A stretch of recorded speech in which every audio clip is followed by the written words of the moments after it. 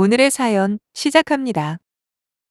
언제 어디서든 세상에서 가장 존경하는 사람이 누구냐는 질문을 받으면 전 망설임 없이 저희 아빠요라고 대답해왔고 앞으로도 그럴 겁니다. 하지만 그런 훌륭한 아빠가 제가 잘못 선택한 돈에 영혼을 팔아버린 한 남자 때문에 마음고생이 얼마나 심했을지 정말 죄송한 마음뿐이네요. 비록 지금은 이혼하고 모든 걸 결혼 전으로 돌려놓고는 있지만 아빠도 저도 그 인간 때문에 받은 상처는 아마 지울 수가 없겠죠. 저희 아빠는 찢어지게 가난한 집에서 오남 이녀 중 막내로 태어나셨어요. 워낙 형편이 안 좋아서 학교는 꿈도 못 꿨고요. 초등학교 들어갈 나이가 돼서는 형과 누나들 따라 농사일을 옆에서 도와주며 하루하루를 보냈다고 합니다. 그러다 안타깝게도 불의의 사고를 당해 한쪽 팔이 불구가 되어버린 아빠는 한순간에 애물단지로 전락하게 되고 말았죠. 엄청나게 냉혈한이었던 할아버지는 아이를 못 낳는 먼 친척 부부에게 그런 저희 아빠를 거의 팔다시피 보내버렸고 그쪽에서는 애를 보내도 이런 불량품을 보냈냐며 불만이 가득했었다고 하더라고요. 하지만 천성이 정직하고 착실한 아빠는 조금씩 가족으로 인정을 받기 시작했고 나중엔 진짜 아들처럼 키워주셨습니다. 아빠는 그렇게 성인이 되고 그분들이 하던 떡집을 물려받아 돈을 벌기 시작했는데 그만 두 분 다 1년도 안 돼서 불의의 사고로 돌아가셨답니다.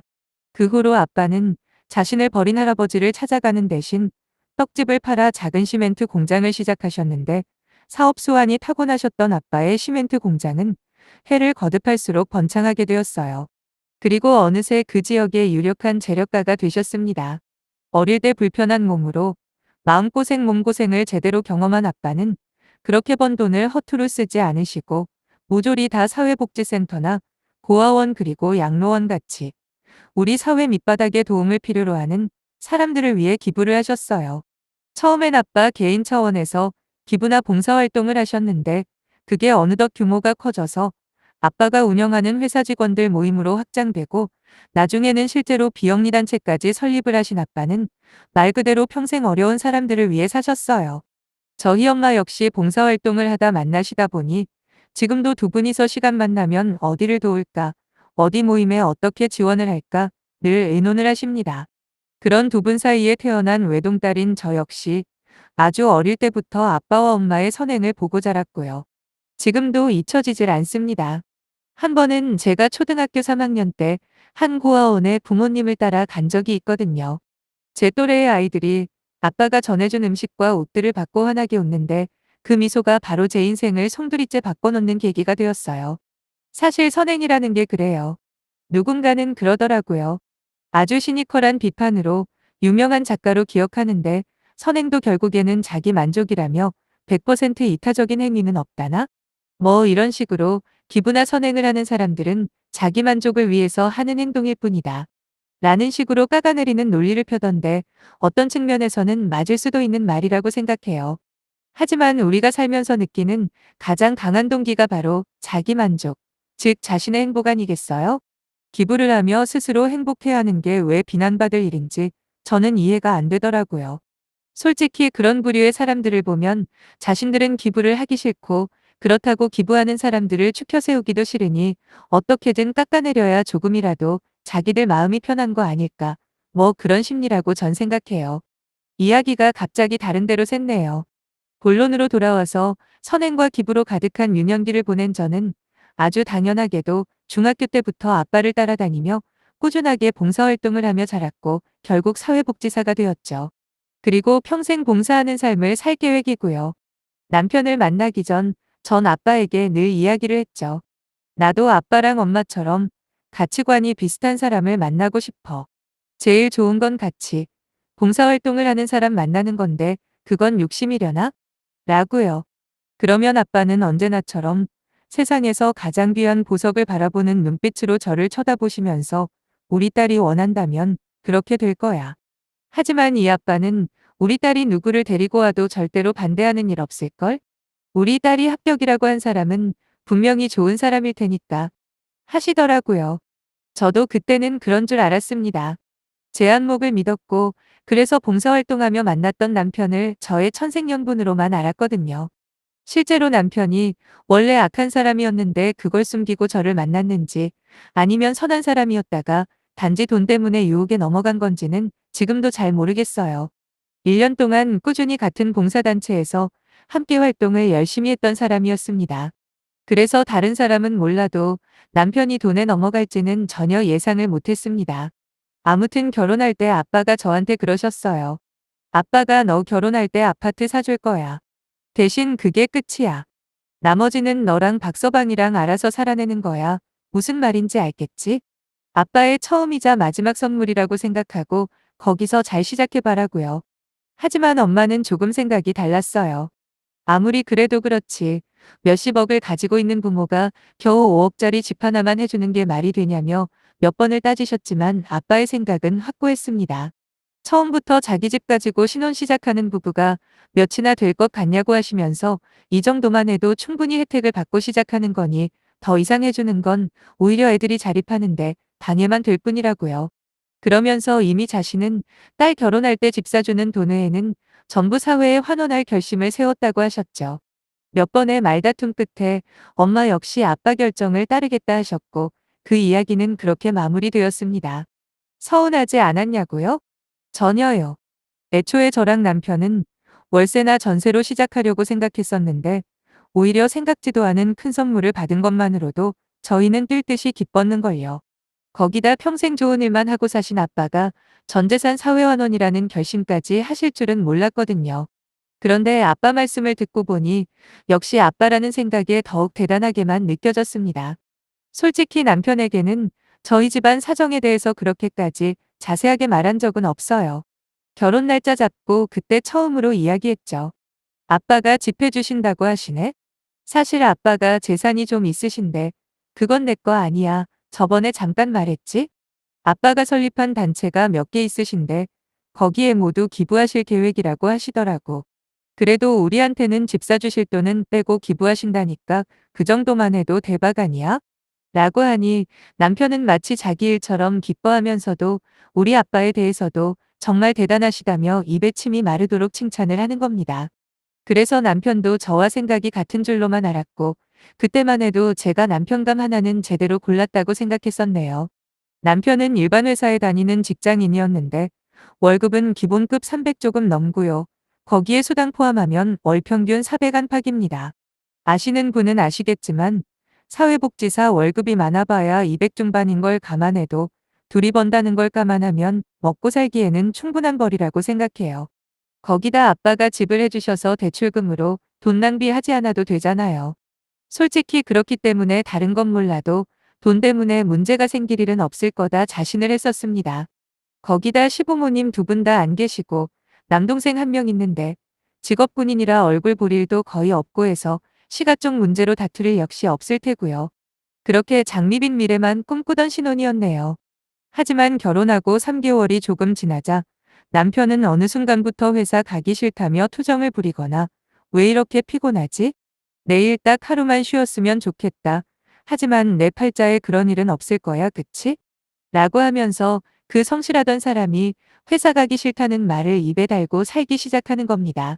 전 아무것도 모르고 그저 회사 일로 스트레스를 많이 받는가 보다라고만 생각했죠. 오히려 안쓰럽다고까지 생각해서 이런 제안까지 했었다니까요. 정 그렇게 힘들면 한 달 정도 쉬라고요. 조금 쉬면서 재충전도 하고 병원 다니면서 건강도 챙기고 그러면 좋지 않겠냐.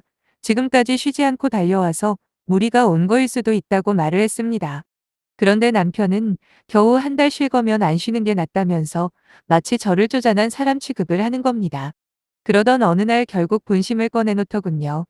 하루는 퇴근하고 집에 들어가니 수십 개의 촛불이 켜져 있고 식탁 위엔 케이크와 와인이 놓여 있더라고요. 남편이 웃으면서 저를 반겨주길래 무슨 이벤트냐고 물어봤죠. 그랬더니 남편은 이벤트는 무슨 자기랑 사는 매일매일이 이벤트인데 안 그래? 라고 하며 평소 짜증이 많던 모습은 온데간데 없이 사라져 있더군요. 예전에 제가 반했던 온화하고 자상한 남자로 다시 돌아와 있었어요. 와인 한잔하며 예전에 봉사활동 때 몰래몰래 손잡고 애정 표현하던 이야기도 하며 결혼할 때 재미있었던 에피소드들을 나누며 오랜만에 좋은 시간을 보내고 있었습니다. 그러다 갑자기 남편이 진지한 표정으로 그러는 겁니다. 자기 부서에 과장님이 있는데 이번에 퇴사하고 확실한 사업을 시작한다고요. 그러면서 그 과장님이 동업을 하자고 했다는 거예요. 너무 하고 싶은 사업이라면서 한번 해보면 안 되겠냐고 저를 설득을 하더군요. 그동안 회사 생활이 너무 힘들다고 했던 남편이 저리 기뻐하는데 어떻게 거절을 할 수가 있겠어요. 그래서 저는 잘 됐다며 꼭 해보라고 응원을 해줬죠. 하지만 남편이 살짝 어두워진 표정으로 그러는 겁니다. 근데 이게 그냥 합류하는 건 안 되고 나도 어느 정도 투자를 해야 되거든. 생각해봐. 그렇게 전망이 확실한 사업에 누가 그냥 끼워줘 안 그래? 한 2억만 있으면 확실하게 성공할 수 있대. 진짜 놓치기엔 너무 아쉬운 기회야 여보. 라고요. 순간 2억이라는 말에 놀라서 2억이라고? 우리가 그런 돈이 어디 있어. 그리고 아무리 전망이 좋다고 해도 실패할 수도 있잖아. 2억은 너무 크다. 아쉽지만 어쩔 수 없지. 기운내 자기야 다음에 또 기회가 올 거야. 라며 완곡한 거절의 뜻을 내비쳤습니다. 그러자 남편은 제 생각보다 훨씬 많이 실망한 듯한 눈치더라고요. 진짜 하늘이 주신 기회라니까? 단돈 2억이 없어 난리라고? 짜증나서 정말 이라며 엄청 아쉬워하는 겁니다. 솔직히 남편 말을 듣자마자 단돈 2억이라는 표현이 마음에 걸리더군요. 단돈 2억이라니요. 아무리 좋은 사업 기회를 날려서 속상하다고 해도 그래도 단돈 2억이라는 말은 진짜 아니잖아요. 영 기분이 찜찜했습니다. 그 뒤로도 남편은 속상한 마음을 숨기지 않고 제게 다정하게 말하는 법도 없이 자기 혼자 지내는 시간이 점점 늘어나더라고요. 도저히 이대로는 안 되겠다 싶어서 이야기 좀 하자고 했습니다. 사업하는 거에 대해서 상의 좀 하자라고 하니 남편은 무엇을 기대했는지는 모르겠지만 그제야 얼굴이 환해지면서 다가오더군요. 그래서 제가 그랬습니다. 당신이 속상한 거 충분히 이해한다고요. 하지만 당장 2억을 무슨 수로 구했냐고. 이번 기회는 우리한테 올 게 아닌가 봐. 분명히 또 좋은 기회가 올 거야 라며 최대한 다정하게 말했더니 대뜸 남편은 제 손을 잡으며 저희 아빠 이야기를 꺼내는 겁니다. 그러지 말고 장인어른한테 좀 도와달라 그러면 안 될까? 아버님 가지고 있는 재산에 2억이면 아무것도 아니잖아 안 그래? 그래서 저는 단칼에 거절했어요. 평소 아빠가 어떤 생각을 가지고 계시는지 너무도 잘 아는 저로서는 아닌 건 아니라고 잘라 말했죠. 비록 아빠가 지금 가진 돈이 많긴 하지만 우린 이미 집도 얻었고 나머지 돈은 아빠가 분명히 어려운 사람들을 도와주기로 말씀하신 거 알지 않냐. 그러니 사업자금 부탁하는 건 정말 아닌 것 같다고요. 제가 워낙 강하게 말해서 그런가 남편은 더 이상 아무 말도 하지 않더군요. 완전히 포기했겠지 생각한 제가 틀렸다는 건 그리고 며칠 후 아빠한테서 한번 만나자고 연락이 왔을 때 그때 알게 되었어요. 아빠는 저를 보자마자 무슨 비밀리에 사업을 하려느냐 도와줄 수는 있지만 최소한 어떤 사업인지는 알고 싶다고 하시는 겁니다. 전 처음에 무슨 말인지 도무지 이해가 안 되었어요. 하지만 곧 아빠의 설명을 듣자마자 이 모든 게 남편이 중간에서 한 거짓말에서 비롯된 상황이라는 걸 깨닫고는 하늘이 무너지는 것 같은 절망감과 배신감을 느낄 수밖에 없었죠. 알고 보니 얼마 전에 남편이 아빠를 몰래 찾아갔던 겁니다. 그러면서 자기가 사업한다고 이야기하면 명분이 없으니 제 핑계를 댔다는 거예요. 사회복지사 일도 좋지만 다른 일을 해보고 싶은데 딱 2억 정도만 있으면 새로운 사업을 할 수 있다고 하면서요. 거기다 더 괘씸한 건 아빠가 모든 재산을 사회에 환원한다고 하신 이상 차마 직접 찾아가 도움을 요청하기가 어렵다고 제가 그랬대요. 그렇게 저 혼자 몇 주를 혼자 끙끙 앓길래 더 지켜보기가 힘들어 자기가 나섰다나 어쨌다나. 아무튼 자기가 아빠에게 이 이야기를 한 건 절대로 비밀로 해달라고 했답니다. 진짜 어쩜 이렇게 야비할 수가 있을까요? 아빠를 전적으로 이해하고 지지해주는 제 진심을 누구보다 더 잘 알면서 어떻게 그런 거짓말을 할 수 있냐 이 말이에요. 그래서 아빠는 남편에게 제 상황이 정 그렇다면 2억 정도는 지원해준다는 약속을 하셨고 아빠가 저를 만나자고 한 그 다음 날이 돈을 입금해주기로 한 날이었다는 겁니다. 하지만 뭔가 찜찜한 느낌이 들어 저를 찾아와 확인을 하신 거였죠. 아빠도 사위의 거짓말에 큰 실망을 하셨고 저는 당장 전화해서 남편을 불러냈네요. 아빠와 제가 함께 있는 걸 보자마자 남편의 얼굴은 일그러졌고 사과라도 할 줄 알았던 남편은 오히려 더 뻔뻔하게 저희 아빠한테 약속을 어겼다고 화를 내더라고요. 당장 뺨이라도 올려붙이고 싶었지만 대체 왜 이런 거짓말을 했는지 궁금해서 물어봤죠. 그랬더니 남편은 제게 또 다른 거짓말을 했더군요. 곧 시작할 거라는 그 사업 말이에요. 벌써 시작했답니다. 그것도 저 몰래 돈까지 대출받아서 말이죠. 자기 혼자만으로 대출이 부족하니 남동생 명의까지 빌려서 총 1억 5천만 원 만들고 모자란 5천만 원은 같이 사업하는 그 선배에게 차용증을 쓰고 빌렸다며 상황이 너무 급박해서 그랬답니다. 여러분은 이런 거짓말 이해가 되시나요? 전 절대로 용납이 안 되거든요. 돈을 떠나서 우리 아빠의 진심과 제 진심을 모조리 짓밟은 그 자체만으로도 용납이 안 되더라고요. 그 자리에서 전 이혼하자고 했습니다. 함께 봉사하고 어려운 사람을 돕는 것까지는 바라지 않지만 이런 식으로 벌써 부부 사이에 신뢰를 깨똥 취급을 하는 사람과 어찌 평생을 같이 할 수는 없잖아요. 이혼이란 말을 듣자 남편은 처음엔 잘못했다며 매달리더군요. 하지만 제가 원래 한번 결정하는 게 힘들지 일단 결정하면 뒤도 안 돌아보는 성격이거든요. 아무리 매달려도 아무 소용없다는 걸 알자마자 태도를 바꾸더라고요. 자기가 빚진 걸 저와 아빠 탓을 하기 시작하는데 정말 이런 이중인격은 처음 봤네요. 남편은 성질을 버럭내면서 되지도 않는 사회환원인가 뭔가 때문에 사위가 빚까지 졌는데 모른 척 할 거냐고. 그리고 딸이라는 인간은 그깟 거짓말 좀 했다고 이혼하자는 소리나 한다면서 아주 발광을 하더라고요. 선행 같은 소리 전부 개소리라는 말까지 하는데 진짜 아빠 얼굴 볼 면목이 없었네요. 저의 잘못된 선택 때문에 착한 마음으로 평생 살아오신 아빠의 인생이 부정당하는 것 같아서 말이에요. 눈 돌아가서 완전히 막 나가는 그 인간을 냅두고 집으로 돌아온 저는 그 후 아빠 지인분들의 도움을 받아 무사히 이혼했습니다. 어차피 남편은 집 사는데 한 푼 보탠 것도 없고 함께 지내온 시간도 그리 길지 않았기 때문에 결혼할 때 들고 온 딱 그만큼만 도로 가져갔네요. 물론 우리한테 거짓말하고 대출받은 그 금액은 자기가 갚아야겠죠. 사업이 잘 되면 다행이지만 만약에라도 잘 안 되면 말 그대로 쪽박 찰 겁니다. 부디 잘 안 되길 바란다고 하면 제가 너무 나쁜 사람일까요? 제게 이혼녀라는 이름표가 붙은 건 솔직히 아무 상관없습니다. 단지 저희 아빠가 받았을 마음의 상처가 안타깝고 죄송스러울 뿐이죠. 그 일 때문에 전 그 후로 사람을 못 믿는 병에 걸린 것 같아요. 아무리 좋은 사람처럼 보여도 그 속은 아닐 수도 있다는 의심이 자꾸 드는 거죠.